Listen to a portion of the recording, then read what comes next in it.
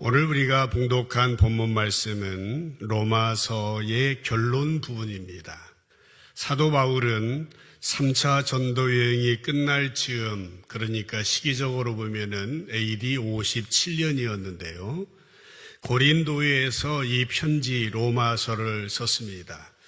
본문 그 이후에 보게 되면은 지나간 일에 대하여서 과거사를 회상하면서 또한 장래의 계획을 밝히게 됩니다. 지금 고린도에 있는데 예루살렘으로 가게 될 것이고 그 다음에는 로마로 그리고 할 수 있는 대로 서바나까지 지금으로 말하면 스페인까지 전도하고 싶어하는 사도 바울의 마음을 표현했습니다.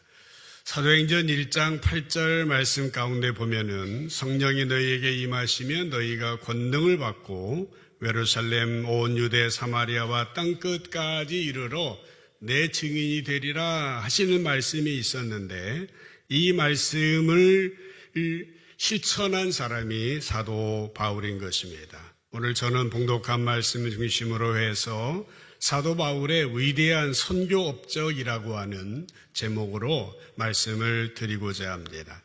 사도 바울이 남긴 선교 업적은 정말 엄청났습니다. 그의 선교의 사역으로 말미암아 기독교는 진정 세계 종교로서의 역할을 감당하게 되었습니다. 그는 턱을 넘었고 장벽을 넘고 길을 열어놓은 사람입니다. 그런데 이 일이 가능하게 된 것은 무엇 때문이었겠습니까? 틀림없이 하나님 아버지께서 성령님을 통하여서 역사하였지만은 인간적으로 볼 때에 사도 바울의 인품이나 성품이나 역량이 있었고 또 그에서 신실하게 사역했던 동역자들이 있었기 때문인 것입니다. 성경을 보면은요, 사도 바울은 자신의 업적을 자랑하거나 자기의 업적을 부풀리지 아니하였습니다. 18절 말씀 본문 쉬운 성경으로 보면은 그리스도께서라고 그는 말하고 있습니다. 내가 전하는 말과 행동을 통하여 그리스도께서 이방인들을 하나님께 복종하게 하신 일이 있었는데 이 일 이외에는 어떤 것도 감히 말하지 않겠다라고 그는 말하고 있었다라고 하는 것입니다. 그에게 자랑거리가 많아요. 케이스 마크입니다. 엘리트였습니다. 그러나 자기의 어떤 역량이나 자기의 공로를 자랑하지 아니하였고 온전히 하나님께 영광을 올려드렸다라고 하는 것입니다. 그는 겸손하게 동역자들과 함께 하나님께서 자기에게 맡겨진 사명을 충실하려고 노력을 했다라고 하는 것입니다. 이어지는 19절 말씀에 또 보아도 이방인들이 하나님께 복종하게 된 것은 표적과 놀라운 일과 성령의 능력으로 이루어졌다라고 하는 것입니다. 하나님께 복종하는 이 놀라운 일들은 성령의 능력으로 이루어졌음을 말하고 있고 그 이어지는 말씀에 보면은 나는 예루살렘으로부터 일루리곤에 이르기까지 모든 지역을 다니며 그리스도의 복음을 충만하게 편만하게 전파했다라고 고백을 하고 있습니다. 그는 지금 예루살렘 익숙한 지명입니다마는 거기에서부터 일루리곤에 이르기까지라고 하는 그 지역의 이름을 쓰고 있습니다.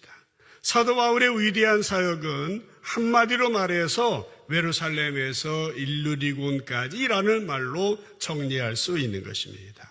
지도를 한번 보시면은 사도 바울은 예루살렘에서 일루리곤까지, 예루살렘은 지역을 잘 아시죠? 지금 하마스하고 충돌이 일어난 지역인데 일루리곤을 표시해 주세요. 거기 보는 그 지역은 지금으로 우리가 잘 아는 그 발칸반도입니다. 저기 알바니아도 있고 또 유고슬라비아도 있고 여러분 여행도 자주 가보셨을 크로아티아도 있고 에게의 근방의 저 도시입니다. 그 이름이 나오는데 일루리곤이라고 하는 그 지명에다가 디모데후서에 보면은 디도가 도망간 달마디안이라고 하는 그 지명이 나오는데 동일한 지역인 것입니다. 그러니까 사도 바울이 전도한 지역은 예루살렘으로부터 저 일루리곤까지, 요즘 같으면은 거리가 별거 아닌 것 같지만은 그 당시에 1600km라고 하면은 얼마나 먼 거리인지 모릅니다. 요즘에는 도로가 잘 나 있지만은 당시에는 그렇지 않았습니다. 배를 타고 가거나 걸어서 가려면 엄두도 나지 않는 먼 거리였던 것입니다. 사도 바울이 전도 여행을 하면서 힘들었던 그 경험을 고린도후서 11장 26절 27절에 보면은 이렇게 표현을 하고 있습니다.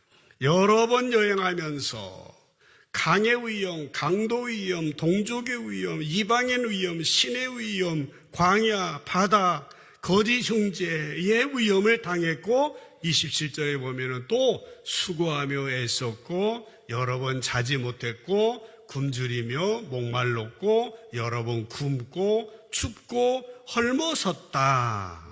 이것이 바로 사도 바울의 장장 사도행전에 나오는 1차, 2차, 3차 로마까지 가는 전도 여행인 것입니다. 여러분, 사도 바울은 어떻게 이런 위대한 선교 사역을 감당할 수 있었겠습니까? 오늘 저는 본문을 통하여 몇 가지 이유를 함께 상고해 보고 우리도 그 뒤를 따라서 잘 준비되어지고 우리도 하나님의 나라, 이 땅에 하나님 주신 사명, 화목케 하라고 주신 사명, 하나님 나라를 건설하라고 주신 이 사명, 복음을 온 세상에 전하라고 주신 그 사명을 우리 또한 감당할 수 있겠다 하는 것입니다. 첫 번째로 위대한 사역을 감당할 수 있었던 사도 바울은 무엇보다도 자신에 대한 정체성이 분명하였습니다. 바울은 나는 누구인가 라는 질문에 분명한 답을 가지고 있었다라고 하는 겁니다. 여러분, 나는 누군가 라는 이 질문은 우리의 삶에 있어서 가장 중요한 질문이요, 가장 근본적인 질문인 것입니다. 잘 아시는 것처럼 헬라의 유명한 철학자 소크라테스의 철학은 너 자신을 알라라고 하는 질문으로부터 출발을 했어요. 자신을 아는 것이 얼마나 중요한지 모르는 것입니다. 물론 하나님을 알아야 됩니다.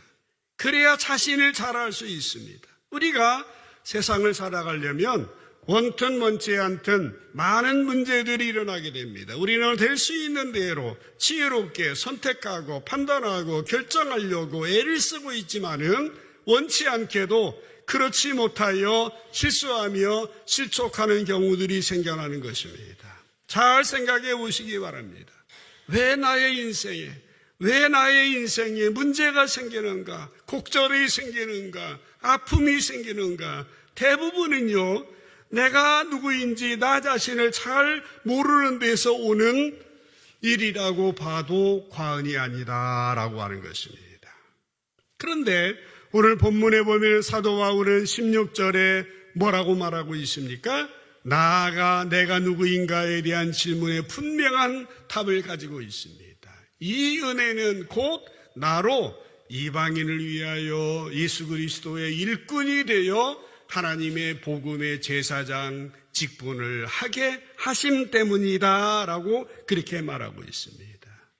쉬운 성경으로 좀 쉽게 읽어보시면은 하나님께서는 나를 이방인을 위한 그리스도 예수의 일꾼이 되게 하셨다라고 그는 대답하고 있는 것입니다.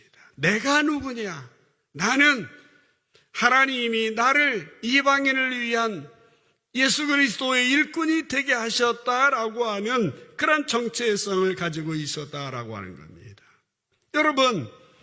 여러분은 이 질문에 대하여서 분명한 대답을 가지셔야 됩니다. 한번 생각해 보시길 바랍니다. 나는 누구인가? 나는 예수님 안에서 누구인가?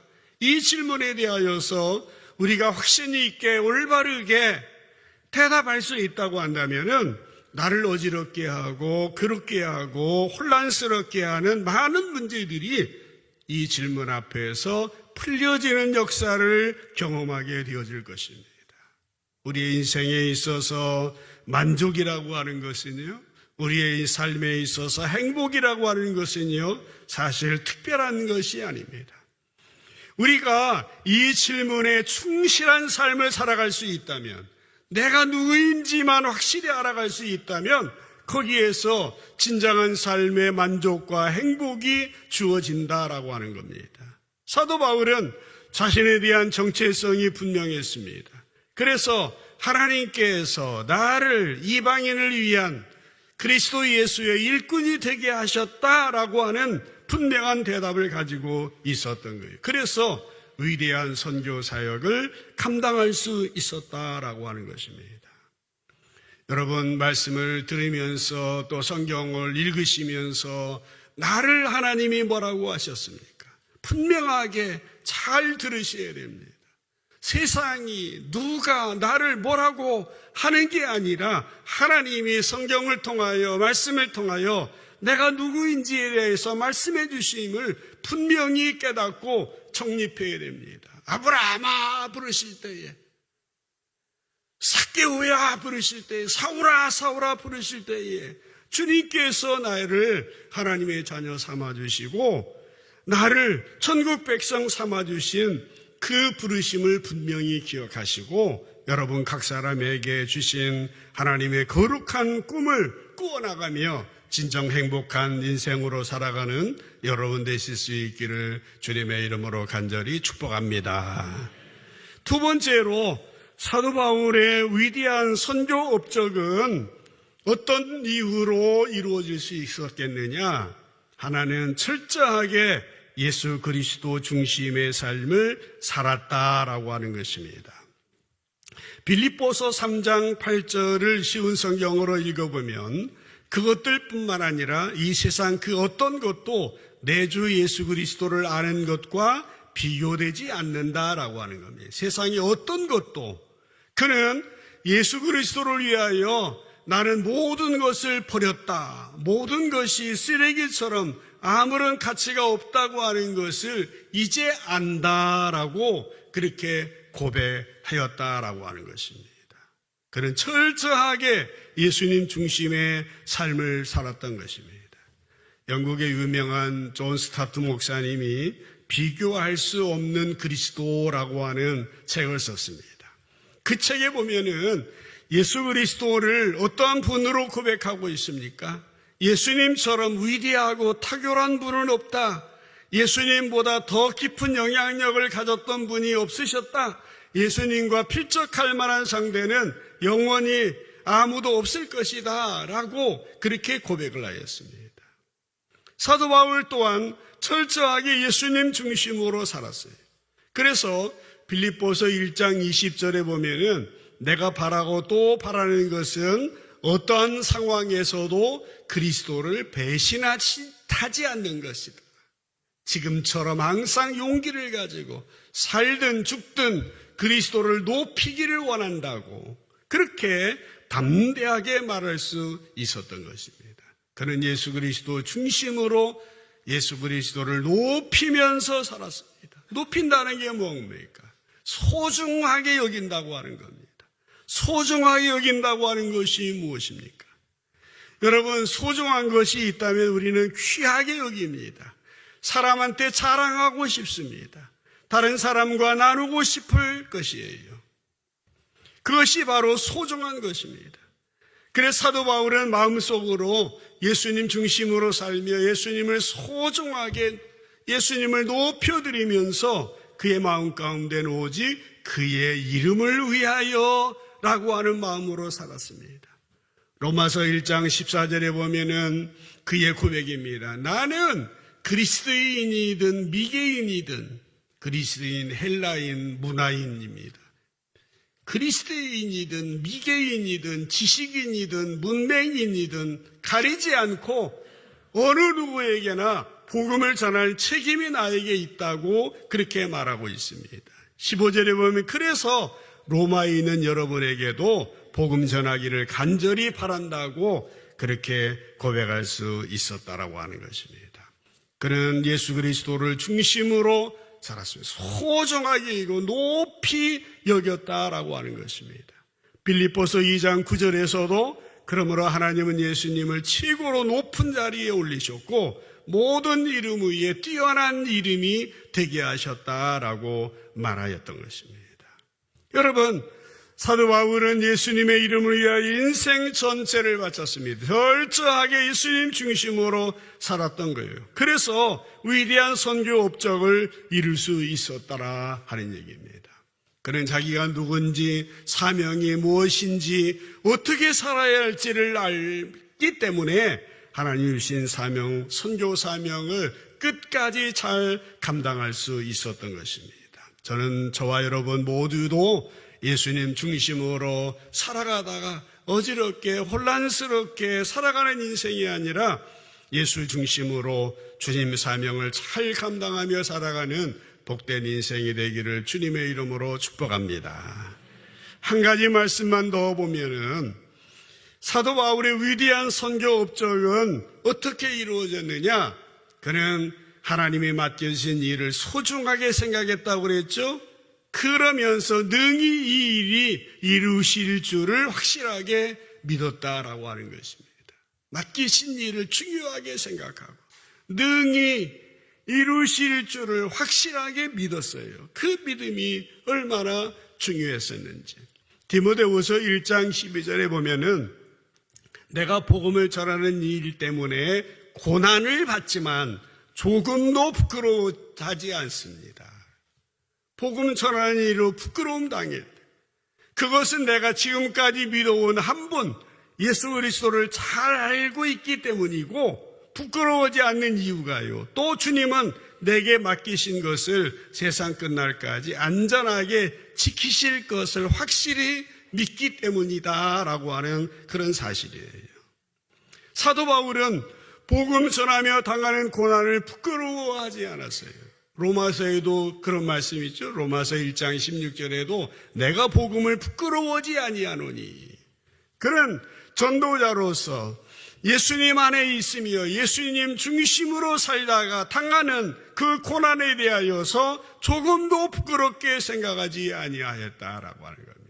사랑하는 성도 여러분, 세상은 어떻게 보이십니까?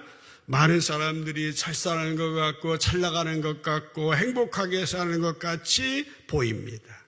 그런 사람을 볼 때에 우리가 어떻게 생각합니까? 혹시 부러운 생각이 들지는 않으십니까? 그러나 사도 바울은 예수 그리스도 이름을 위하여 받는 고난에 대해서 조금도 부끄러워하지 않았다라고 하는 겁니다. 눈에 보이는 거, 잘 살고 잘 나가고 높게 나가고 그런 것에 대한 비교 가치 기준이 아니라 누구 안에 있느냐, 예수님 안에 있느냐를 더 중요하게 생각했다라고 하는 겁니다. 예수님 이름을 위하여 받는 예수님 안에 신앙 안에서 받는 그 고난에 대해서 부끄럽게 생각하지 아니하였다라는 것입니다. 아까 봤던 12절 디모데후서 1장 12절 마지막에 보면은 그 일을 주님이 세상 끝날까지 안전하게 지키실 거라고 확실하게 믿었기 때문이다 라고 하는 것입니다. 이 말씀이 무슨 뜻입니까? 주님의 일은 어떠한 어려움이 있어도 어떤 역경이 있어도 계속되어져야 한다는 겁니다. 쉬어서는 안 된다는 겁니다. 꾸준하게 되어져야 한다라고 하는 것입니다. 영국의 록밴드 퀸이라고 하는 그 록밴드가 그런 노래를 불렀죠. The show must go on이라고. 쇼는 계속되어야 한다. 하나님의 일은, 하나님의 역사는 계속되어야 한다라는 겁니다. 어떠한 일이 있어도, 어떤 어려움이 있어도, 어떤 난관이 있어도 계속되어야 한다는 거예요. 바울은 주님이 맡기신 일을 중요하게 생각했고 반드시 계속되어야 한다는 사실을 확실하게 믿었던 거예요. 그가 주님 맡긴 일을 감당할 때에 고난이 있었습니다. 역경이 있었습니다. 여러 위험들이 있었습니다. 그러나 결코 포기하지 않았다는 것입니다. 그러나 하나님이 나에게 맡기신 일을 반드시 이루어질 것이라고 하는 믿음을 가지고 끝까지 헌신했던 거예요. 바울이 자기 자신에 대한 정체성을 분명히 가지고 철저하게 예수님 중심으로 살아가며 마지막까지 하나님의 일이 반드시 이루어진다는 그런 믿음과 그 확신과 그런 정신을 가지고 사명을 감당했을 때에 하나님께서는 그를 어떻게 사용하십니까? 놀라우게 사용하십니다. 그래서 복음이 예루살렘, 유대, 사마리아와 땅끝까지 전해지게 된 것입니다. 그렇기 때문에 그에게 여러 동역자들이 있었어요. 여러분 기억나십니까? 처음 전도하러 나갈 때부터 바울과 바나바가 함께 나갔죠. 2차 전도 여행부터는 바울과 실라, 또 누가가 나갔고 또 마가가 나갔고 그 뒤에 이어지는 여러 좋은 동역자들이 있었습니다. 디모데라고 하는 사람 여러분 생각나시죠? 빌립보서 2장 22절에 보면은 디모데의 연단을 너희가 안 하니 자식이 아버지에게 함같이 나와 함께 복음을 위해서 수고했다. 그렇게 말하고 있어요. 쉬운 성경을 한번 다시 읽어볼게요. 여러분도 디모데 인품에 대해서 이미 알고 있을 겁니다. 그는 나와 함께 복음을 전할 때 어떻게 합니까? 마치 아들이 아버지를 섬기듯이 나를 도와주었습니다. 라고 그렇게 고백을 하고 있습니다. 바울에게는 디모데라는 동역자가 있었습니다. 바울은 디모데에 대하여서 나를 도왔다라고 말할 수 있었지만은 나와 함께 헌신했다고, 나와 함께, 그는 나와 함께 하나님의 복음을 전할 때에 아들이 아버지를 섬기듯이 나를 도와주었다고 그렇게 표현을 하고 있는 것입니다. 빌립보서 1장 1절을 보면은요, 재미있는 표현이 나옵니다. 바울이 자기를 예수 그리스도의 종이라고 하면서요, 옆에다가 디모데를 살짝 놓습니다. 믿음의 아들인데도 아랫사람 취급을 하지 않아요. 동등하게 자기와 디모데를 그리스도 예수의 종이라는 동일선상에 놓고 이야기를 하는 겁니다. 이것이 바로 사도 바울이 동역자를 대하는 마음인 거예요. 그래서 그런지 바울에게는 좋은 동역자들이 많이 있었고 하나님의 일을 감당했습니다. 디모데뿐만 아니라 디도라고 하는 사람도 있었어요. 디도서 1장 4절에 보면은 같은 믿음을 따라 나의 참 아들 된 디도에게 편지하노니. 디도라고 하는 사람을 참 아들이라고 그랬어요.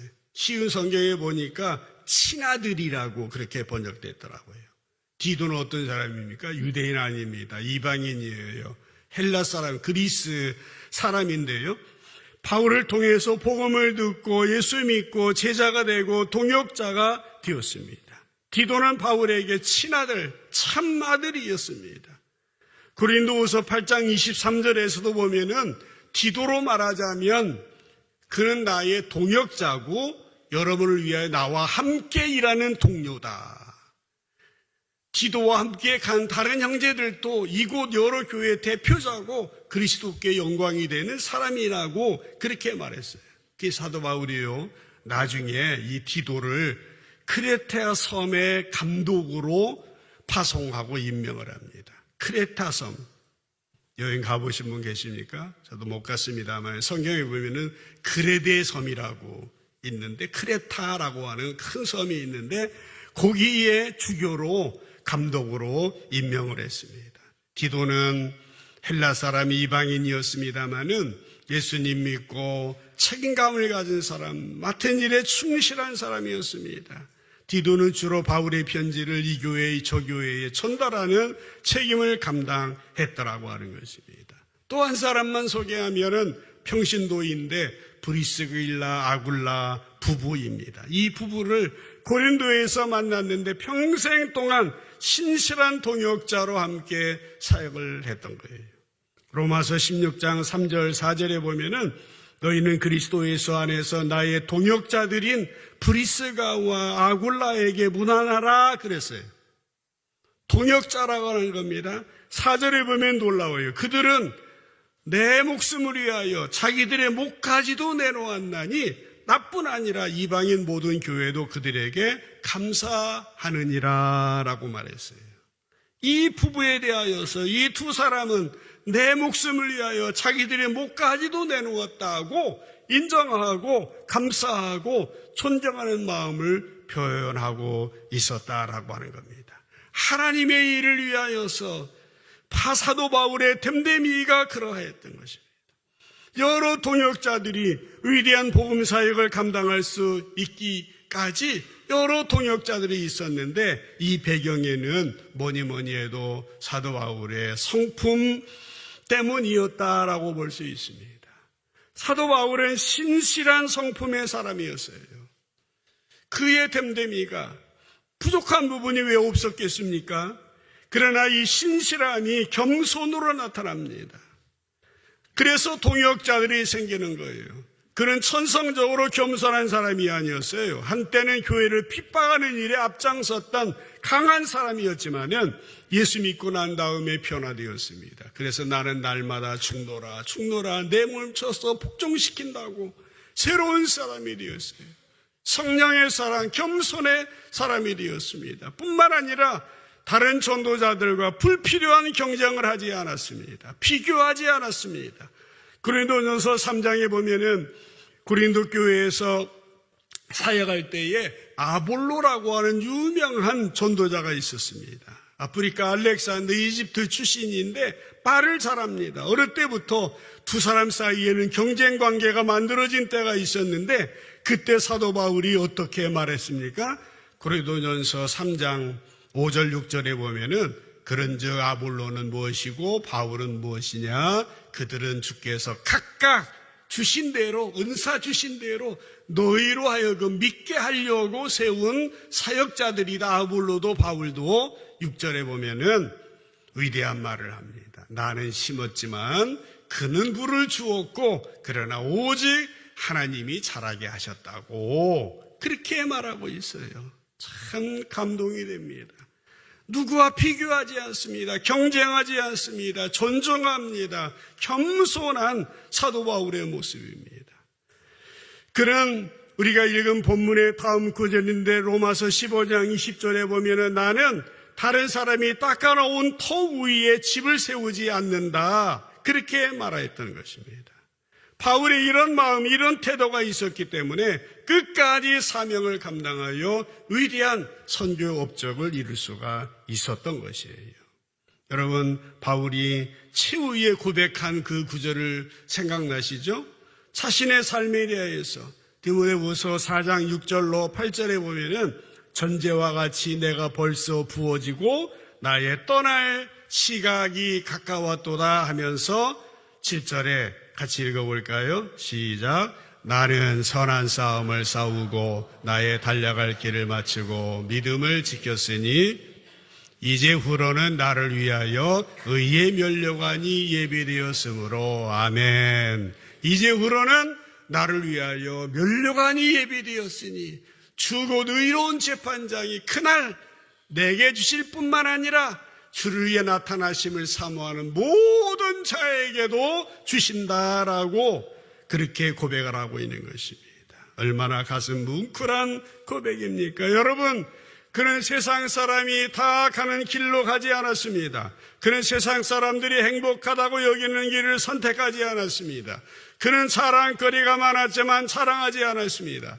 그는 엘리트 코스를 밟은 사람이었지만 이 시대의 엘리트들이 가는 길을 가지 않았습니다. 예수님 만났고 예수님을 위해서 자신의 모든 것을 쏟아 부었던 것입니다. 그때에 많은 사람들이 그와 함께 동역했고 위대한 하나님의 역사가 이루어지게 되었다라고 하는 것입니다. 그에게 있어서 주의 복음을 전하는 일, 하나님 나라 세우는 일, 세상에 화목을 전하는 일이야말로 그의 가슴을 뛰게 하는 일이었고 자기의 인생을 다 바쳐도 후회 없는 일이었던 거예요. 오늘 우리들에게 하나님 맡겨주신 일들은 무엇입니까?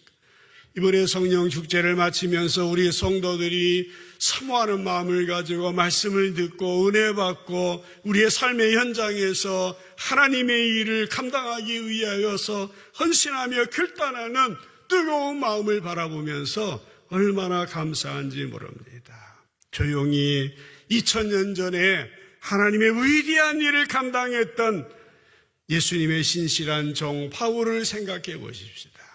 그의 생애를 살펴보며 오늘 이 땅에서 우리가 바울처럼은 못한다 할지라도 우리에게 주신 삶의 형편에 따라서 우리가 적용해 보자라고 하는 것입니다. 여러분은 예수님 안에서 누구입니까? 어떤 부르심이 있습니까? 어떤 책임 사명이 있습니까? 어떤 은사가 있습니까? 예수님이 여러분의 인생에 있어서 세상의 어떤 것과 비교할 수 없는 소중한 분 정말 맞습니까? 주인 정말 맞습니까? 그러면 그 분을 위해서 어떻게 살아가고 있습니까? 나의 삶을 돌아보면서 여러분의 삶의 현장에서 겸손하게 공연히 비교하거나 낙심하거나 좌절하거나 경쟁하지 말고 함께 더불어서 함께 동역하면서 사도 바울과 같이 거룩한 꿈을 꾸면서 우리가 나아가야 됩니다. 저는 여러분 한 분 한 분을 통하여 가정과 일터와 주변에 있는 사람들 가운데서 주님이 왕으로, 주님이 주인으로 통치하시는 하나님 나라를 이루는 위대한 일을 감당하는 여러분 되시기를 주님의 이름으로 축복합니다. 이것이 진정한 행복이요 하나님이 주신 사명입니다. 우리가 신앙생활하는 목적이 바로 거기에 있어요. 그 목적을 위하여 살아나갈 때에 우리는 행복하고 우리는 평안하고 우리는 여유 있게 살아가는 겁니다. 부디 주님의 능력으로, 성령의 능력으로 선한 영향력을 드러내고 이 땅에 주님이 왕으로 통치하시는 나라를 만들어간 일에 한모퉁이 감당하는 저와 여러분 모두 되시기를 주님의 이름으로 간절히 축복합니다.